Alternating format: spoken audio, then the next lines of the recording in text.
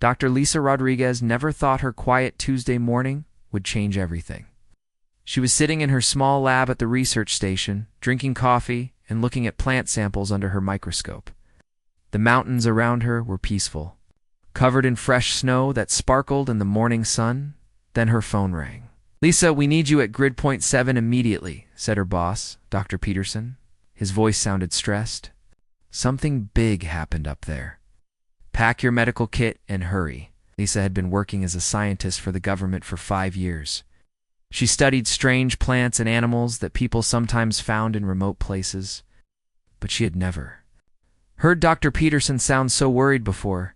She packed her bags quickly and drove her truck up the winding mountain road. The GPS led her deeper into the wilderness than she had ever been. When she finally reached the coordinates, she saw military vehicles everywhere. Soldiers in camouflage uniforms were setting up barriers and talking into radios. "You must be Dr. Rodriguez," said a tall officer with gray hair. "I'm Captain Thompson. We've been waiting for you." "What happened here?" Lisa asked, looking around at all the activity. Captain Thompson pointed toward a group of pine trees about 50 yards away. "See that smoke? Something crashed there last night. Local hunters heard a loud boom around midnight. When our team arrived this morning, we found something we've never seen before." Lisa followed him through the trees. As they got closer, she could smell burning metal and something else she couldn't identify. Then she saw it.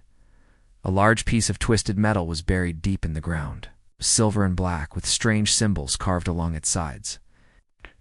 Metal seemed to shimmer in the sunlight, almost like it was alive. Lisa had never seen anything like it. "Is this from a plane?" she asked. "That's what we thought at first," Captain Thompson said. "But look at this metal. Our tools can't even scratch it. And these symbols don't match any language our experts know." Lisa walked around the crash site, taking pictures and notes. Object was about 20 feet long and maybe 8 feet wide. Looked like it had been traveling very fast when it hit the ground. Trees were broken and scattered everywhere. "Do you found any people inside?" she asked. Captain Thompson's face became serious. "That's why we called you. Follow me, but stay close." They walked to the other side of the crashed object. There, lying on a stretcher, was something that made Lisa's heart stop.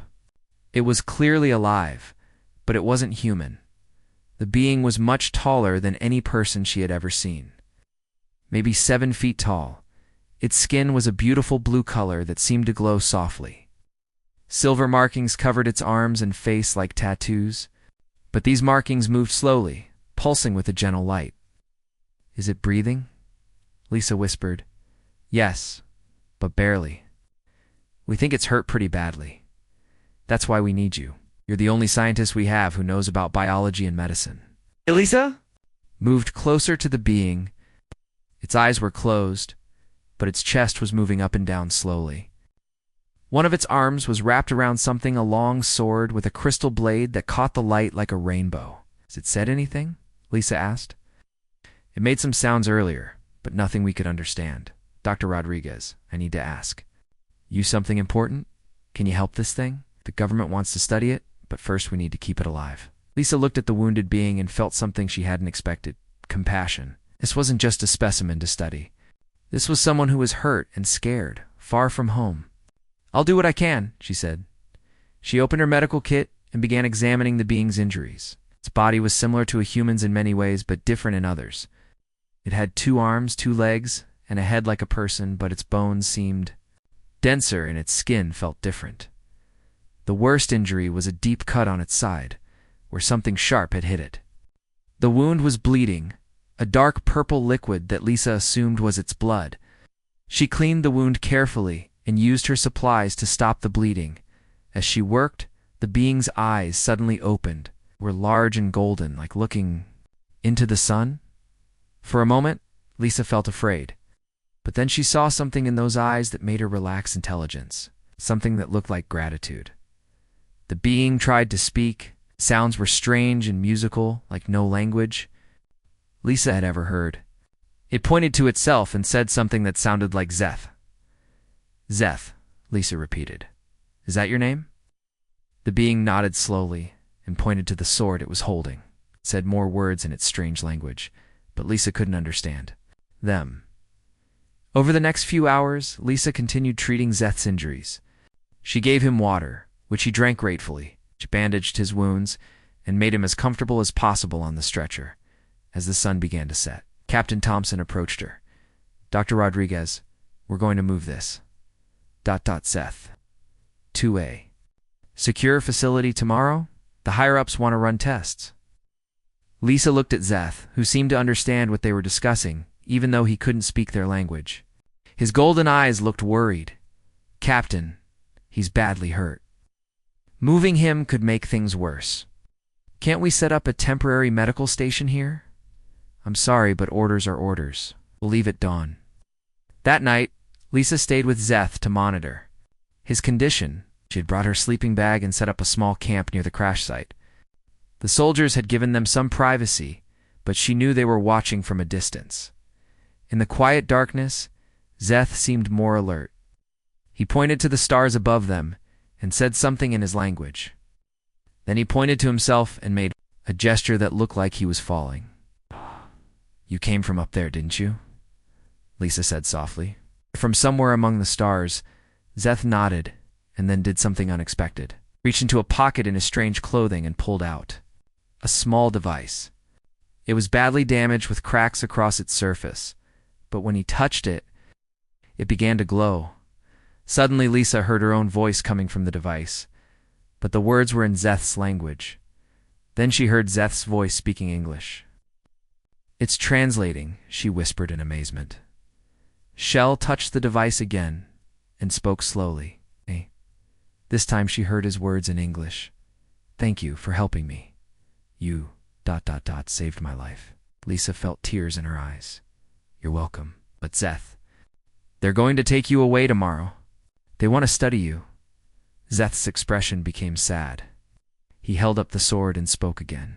The translator crackled, but she heard, "This sword belonged to my father.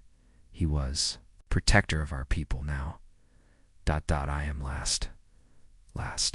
What do you mean?" But before Zeth could answer, they heard voices in the distance.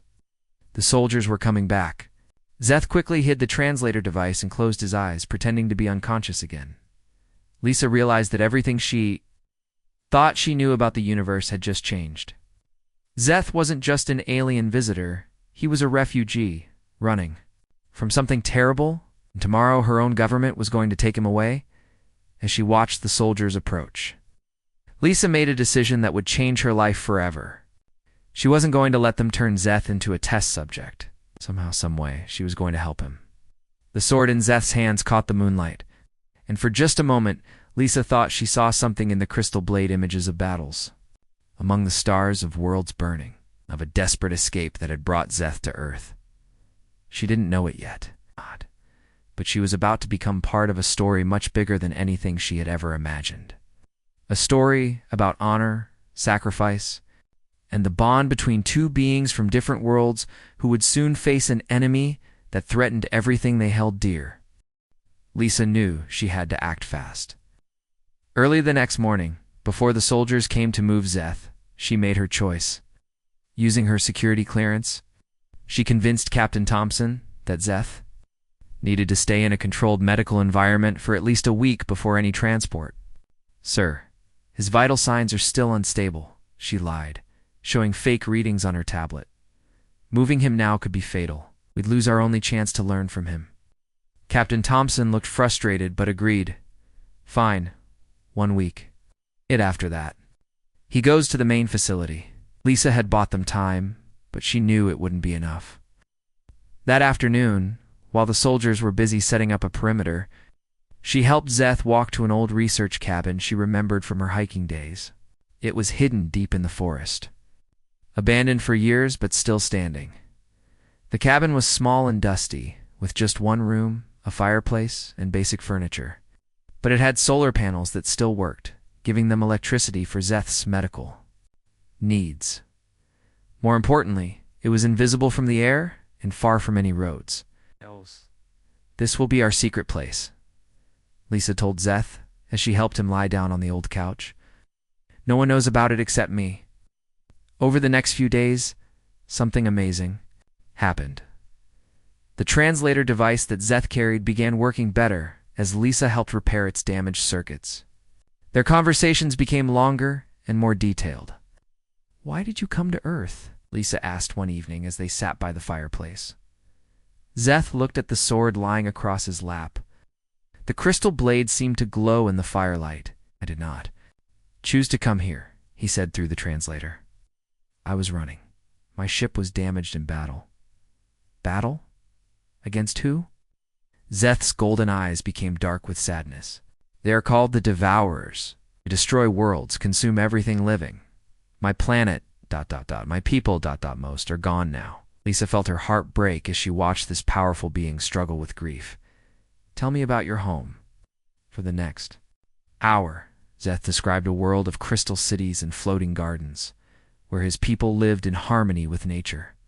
He showed her images on a small device that had survived the crash, pictures of beings like himself working together, creating beautiful art and music.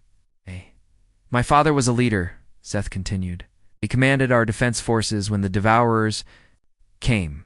This sword belonged to him." He touched the weapon gently. "He used it to protect the evacuation ships while our people escaped." "What happened to him?" "He stayed behind to buy us time. The last message we received said he was leading a final charge against their main ship. We never saw him again." Lisa wiped tears from her eyes. "I'm so sorry, Zeth. My father died too, but not in battle. He was an astronomer who spent his whole life looking at the stars, hoping to find proof that we weren't alone in the universe. He would have been so excited to meet you." "What happened to him, cancer?" "He fought it for 2 years, but his body wasn't strong enough. Before he died, he made me promise to keep looking up at the stars and wondering what was out there." Lisa smiled sadly.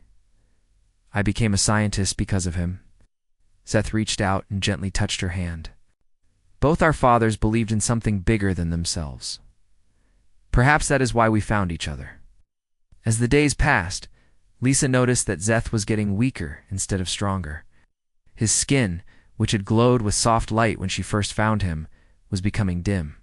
The silver markings on his arms moved more slowly. "You're sick, aren't you?" she asked one morning as she checked his vital signs. He nodded slowly.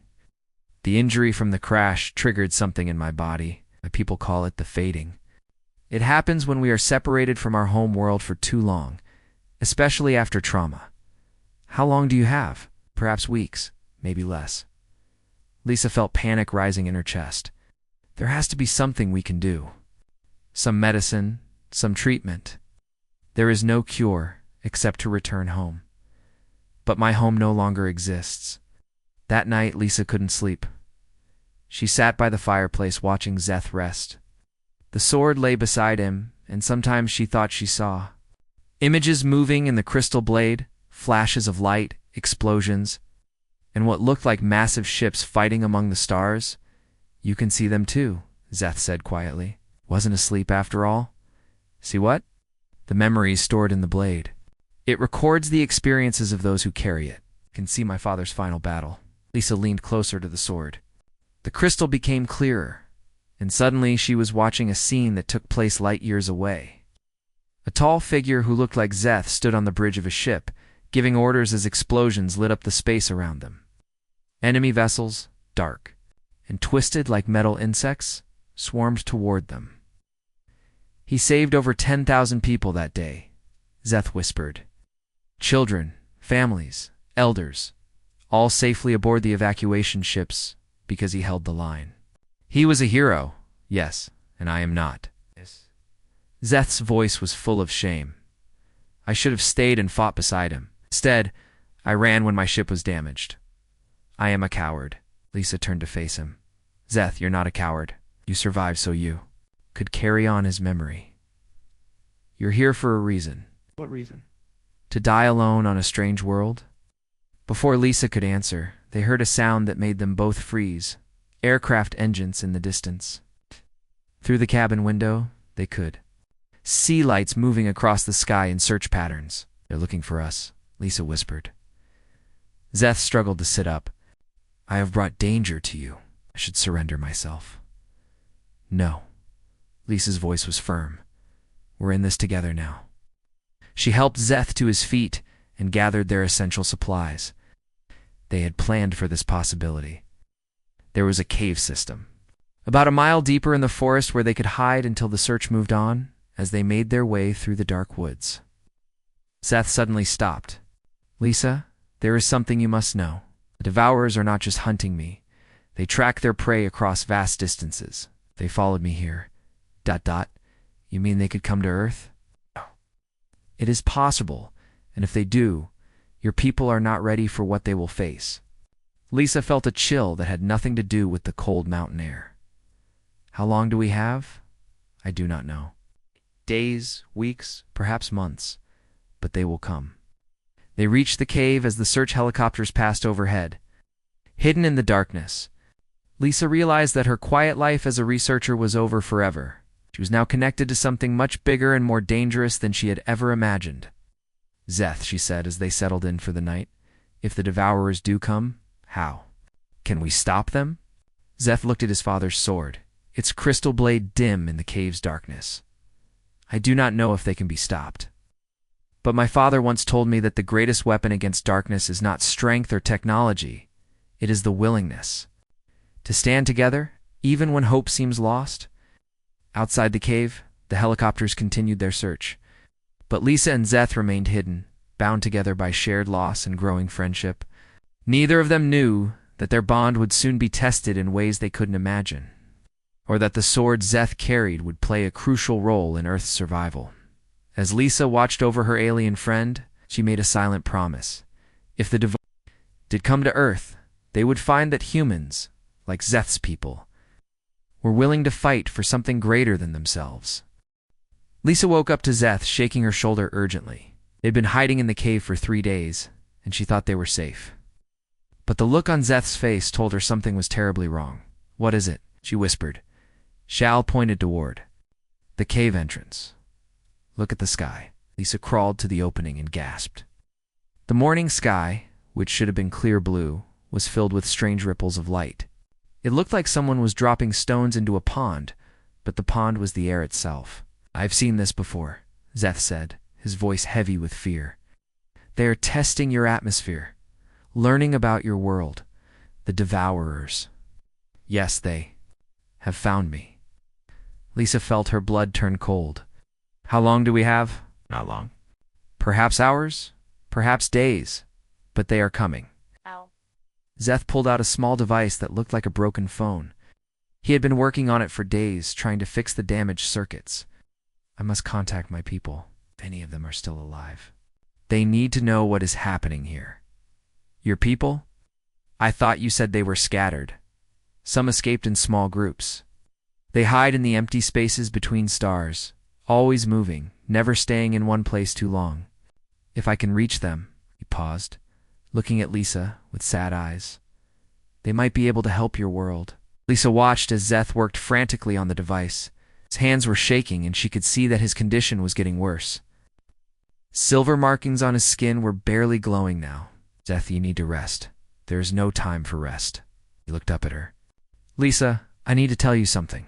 When my ship crashed, it was not an accident. I was being chased by 3 Devourer scout ships.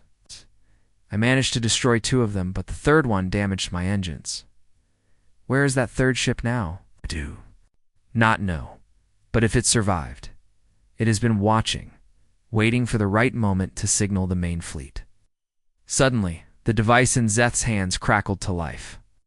Strange voices spoke in his musical language, and his face lit up with hope. My cousin Kara, she is alive. He spoke rapidly into the device, then turned to Lisa. There is a small group of survivors hiding near your planet's moon. They have been there for weeks, afraid to make contact. What are they afraid of? We're military. They have been watching Earth's defense systems. Do not think your people are ready to face the Devourers. Lisa felt a surge of anger. We're stronger than you think. Humans have survived wars, disasters, and every challenge thrown. At us, we don't give up easily. Zeth smiled for the first time in days. That is what I told them. But they need proof. Before Lisa could ask what kind of proof, they heard vehicles approaching the forest. Through the trees, she could see military trucks and helicopters surrounding the area. They found us, Lisa said. But Zeth was looking at his device with alarm. This is worse than I thought. The military activity is making the Devourers nervous. They think your people are preparing to attack them. Are we? No. But they do not know that. Lisa, we need to get out of here. I must speak to your leaders before it is too late. They gathered their belongings and slipped out the back of the cave. Lisa knew these mountains better than anyone, and she led Zeth along hidden paths that would keep them away from the search teams as they walked. The sky above them continued to ripple with strange lights. Lisa noticed that animals were acting strangely, too. Birds flew in confused circles, and she saw a deer standing perfectly still, staring at the sky with wide eyes. The Devourers affect all living things, Zeth explained. They send out signals that interfere with natural behavior. It is how they prepare a world for harvesting.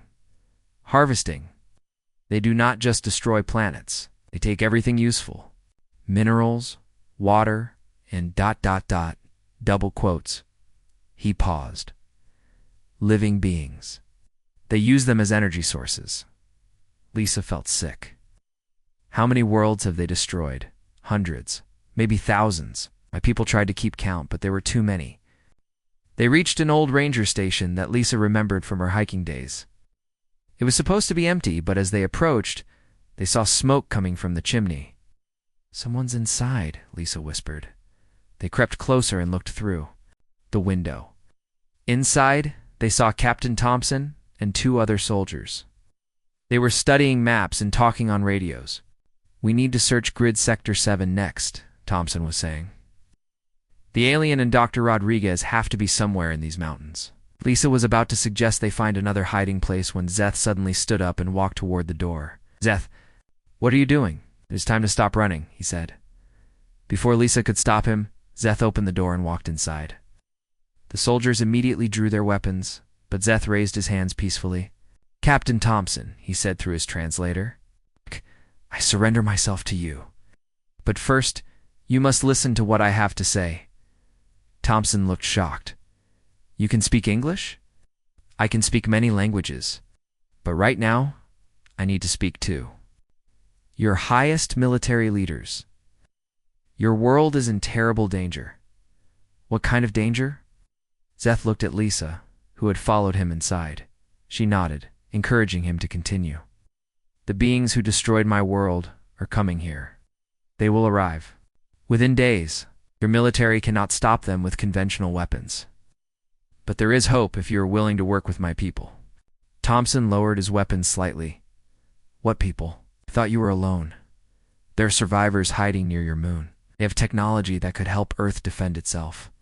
But they need to know that humans can be trusted. How do we prove that? Zeth held up his father's sword. The crystal blade began to glow brighter than Lisa had ever seen it. This weapon was forged to fight the Devourers. It can cut through their ships and disrupt their signals. But it requires someone worthy to wield it. Thompson looked confused. I don't understand. The sword chooses its bearer. It will only work for someone who fights, not for conquest, but to protect others. My father carried it when he saved thousands of lives. Now, Zeth looked at Lisa. I believe it has chosen someone new. Lisa stepped back. Zeth, I'm not a warrior. I'm a scientist. So was my father before the war began. The sword does not choose based on strength or skill. It chooses based on the heart. Suddenly, alarms began blaring from the soldiers' radios. A voice crackled through the static. All units. We have multiple unknown aircraft entering Earth's atmosphere. They're not responding to any communication attempts. Thompson grabbed his radio. Command, what's their origin?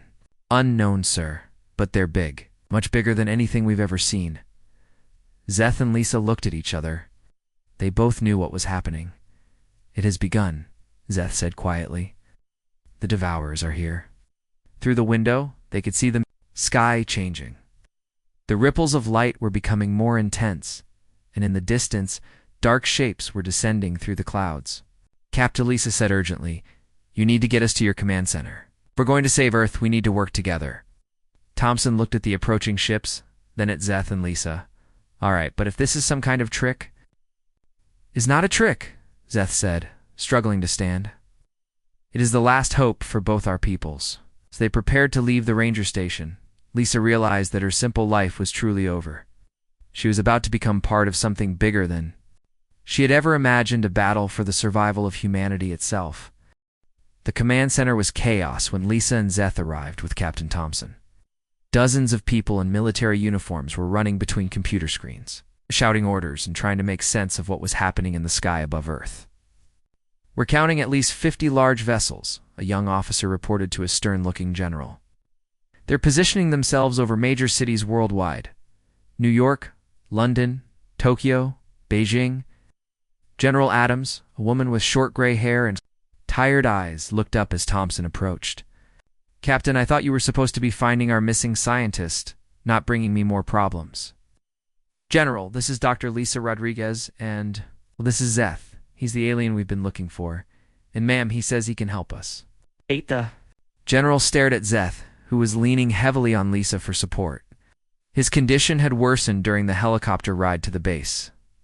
"Help us? His people are the ones attacking us." "No," Zeth said through his translator, his voice weak but determined. "Those are not my people. They are the ones who destroyed my world. They are called the Devourers." "Prove it," General Adams said coldly. Zeth pulled out his communication device and spoke into it. Within seconds, the main screen in the command center lit up with an image that made everyone gasp. A sleek silver ship appeared, hovering just outside Earth's atmosphere. "This is Commander Kara of the Valorian survivors," a voice said in perfect English. "We have been monitoring the Devourer fleet. General Adams, your planet is in grave danger." The general's mouth fell open. "How do you know my name? You've been watching your communications for weeks, preparing for this moment. We hoped it would never come, but the Devourers have found Earth." Lisa stepped forward. "Kara, this is Lisa. I'm the human who has been helping Zeth. What can you tell us about these Devourers?" The image on the screen shifted to show one of the dark ships hovering over a distant city. It was massive, easily the size of several city blocks, with a twisted metal surface that seemed to move like living tissue. "They are not like your ships or ours," Kara explained. "They are partly alive, partly machine. They feed on life energy. From planets, stripping away everything until only dead rock remains." "How do we fight them?" General Adams asked. "Your weapons will not penetrate their hull. We learned this the hard way when they attacked our world. But we have discovered one thing that can hurt them." Zeth held up his father's sword. The crystal blade was glowing brighter now, responding to the presence of the enemy ships. "This weapon was forged specifically to fight the Devourers. The crystal comes from the heart of our homeworld and carries the life energy of our people. One sword against 50 ships?" An officer scoffed. "That's impossible. Not one sword." Kara's voice came through the speakers. "We have 3 more. Survivors carrying similar weapons, and Lisa." The image on the screen focused on her. "Zeth has told me about you. Sword has accepted you as its next bearer." Lisa felt all eyes in the room turned to her. "I don't understand. I'm not a soldier. Neither was my uncle when he first carried that blade," Kara said. "The weapons choose their bearers based on their willingness to sacrifice for others, not their fighting ability." Suddenly, alarms began blaring throughout the command center. On the screens, they could see the Devourer ships beginning to descend toward the cities below. "They're starting their attack," someone shouted. General Adams turned to her communications. "Officer, contact all military units worldwide. Tell them to begin evacuation procedures for major population centers." "Ma'am," another voice called out, "we're getting reports of strange creatures emerging from the ships. They're landing in Central Park, Trafalgar Square, and other locations." Lisa watched the screens in horror as the creatures appeared. They looked like a nightmare combination of insect and machine, with sharp metal limbs and glowing red eyes. They moved with terrifying speed, and wherever they went, plants and trees began to wither and die. "They are the harvesters," Zeth explained weakly. "They drain life force from everything they touch. Once they have collected enough energy, the main ships will begin the final destruction." "How long do we have?" General Adams asked. "Or is it Most, Kara's voice replied. But there is hope. If we can destroy the command ship, the largest one positioned over your capital city, the others will lose their coordination. Lisa looked at Zeth, who was barely able to stand now. The silver markings on his skin had almost completely faded. Zeth, you're too weak to fight. I know, he said sadly. But the sword, ... it can still be used. Lisa, you must take it. I can't, I don't know how to use a weapon like that. Zeth smiled gently. The sword will teach you. That is how it works. When my father first picked it up, he was a scholar, not a warrior. But when our people needed protection, the blade showed him what to do. General Adams stepped forward. Dr. Rodriguez, I don't pretend to understand any of this. But if there's a chance this weapon can help us save lives, we have to try. Lisa looked around the room at all the faces staring at her soldiers. Scientists, ordinary people who were depending on her to help save their world. She thought about her father and his dreams of peaceful contact with aliens. This wasn't the first contact he had imagined, but maybe it was the one humanity needed.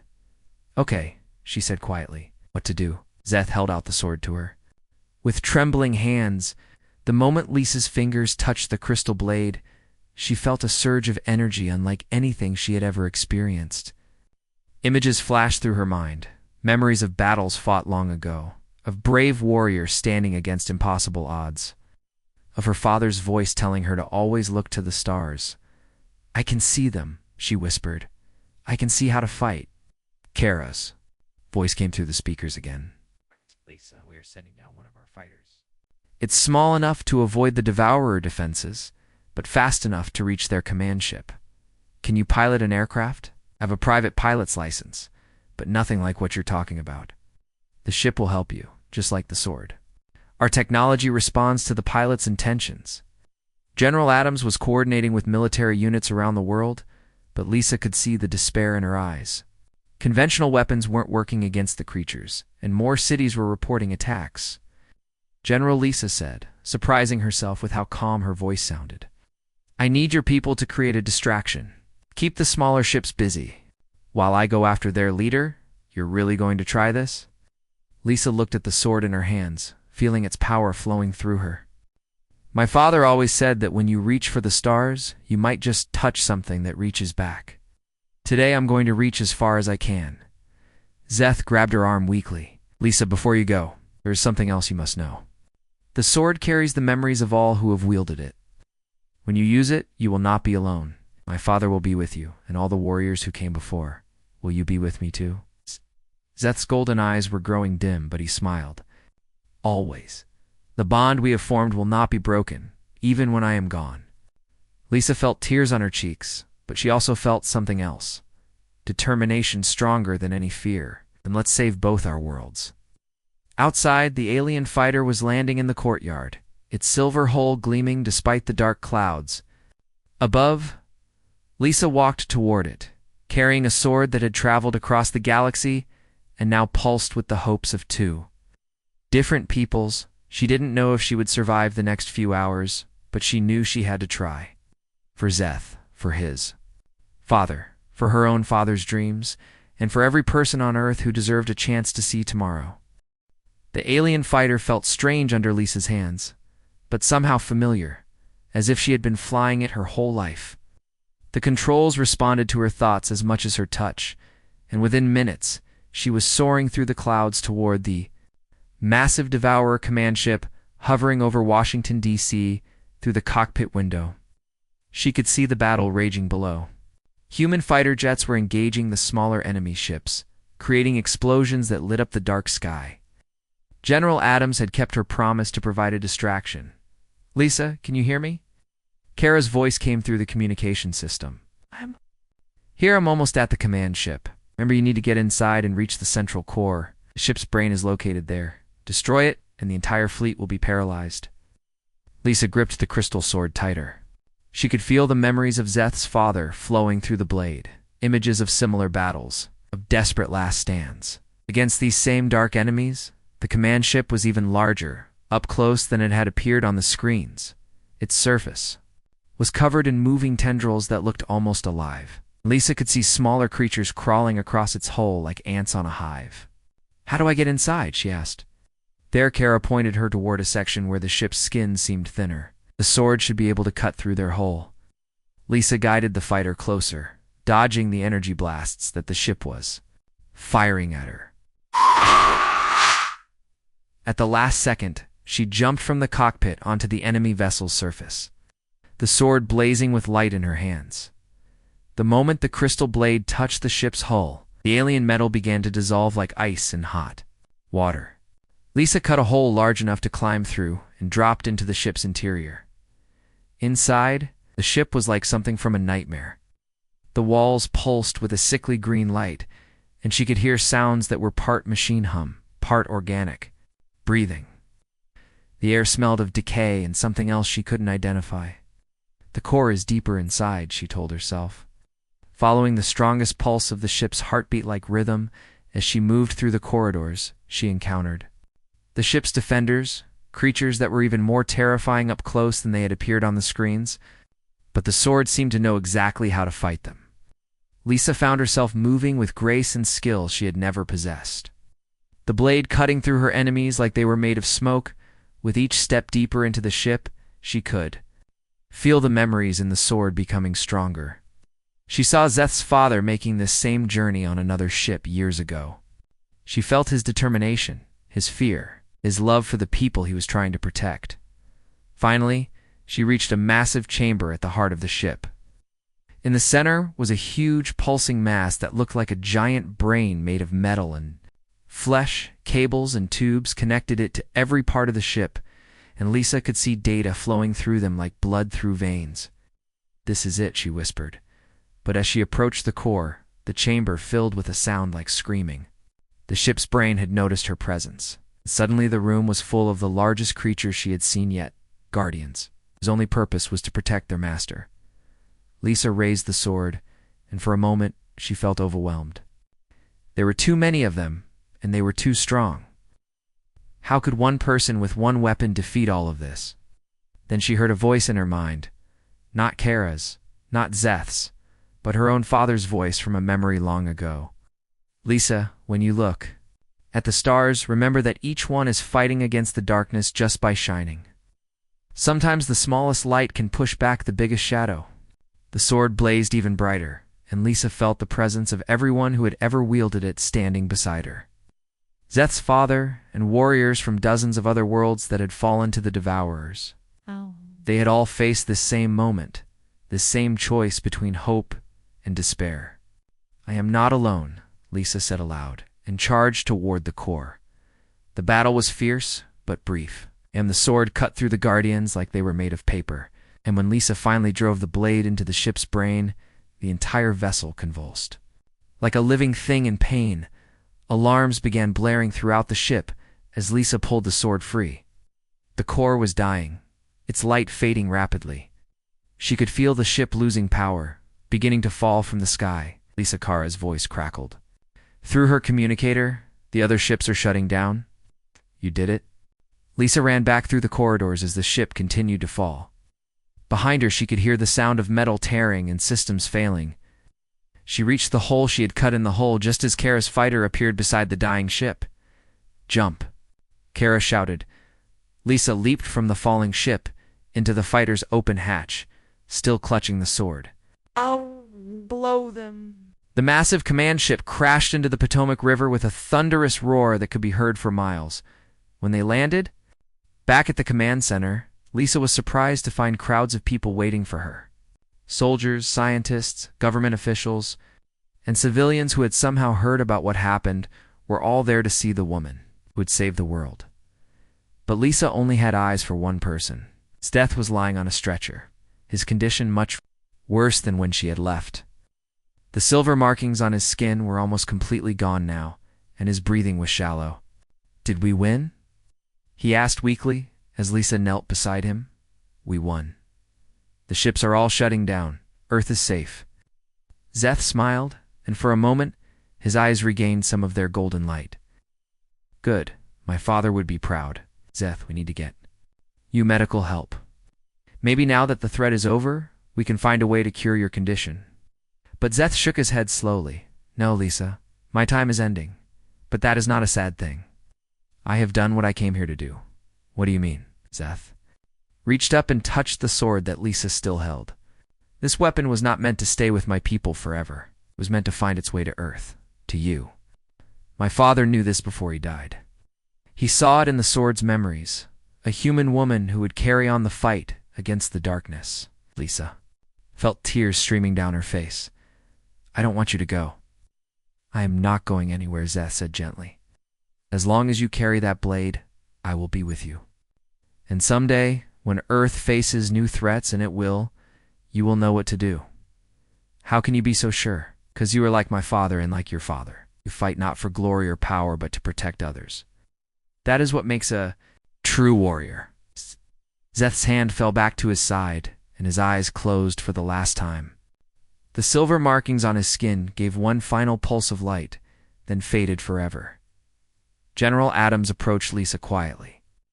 Dr. Rodriguez, I know this is a difficult time, but we need to discuss what happens next. The world has seen what you did. Today, everyone wants to know about the sword, about Zeth's people, about everything. Lisa looked down at the weapon in her hands. The crystal blade was calm now, no longer glowing with the urgency of battle, but she could still feel its power. Sleeping within, General, I think it's time the world knew the truth about what's out there among the stars. But we also need to be ready for whatever comes next. For the following months, Lisa found herself at the center of humanity's greatest change. She became the director of a new international organization dedicated to defending Earth and helping refugee species find new homes. The surviving members of Zeth's people settled on Earth. Sharing their knowledge and becoming friends rather than strangers, children in schools learned about Zeth's sacrifice and about the father who had inspired him. The sword became a symbol not of war, but of the willingness to stand up for others, no matter how different they might be. Sometimes, late at night in her new office, Lisa would hold the sword and remember that day in the mountains when she first found a wounded alien warrior. She would think about how much her life had changed and how much the world had changed. But mostly, she remembered Zeth's words. This sword belonged to my father, human. Now it's yours. It wasn't just a weapon. He had given her.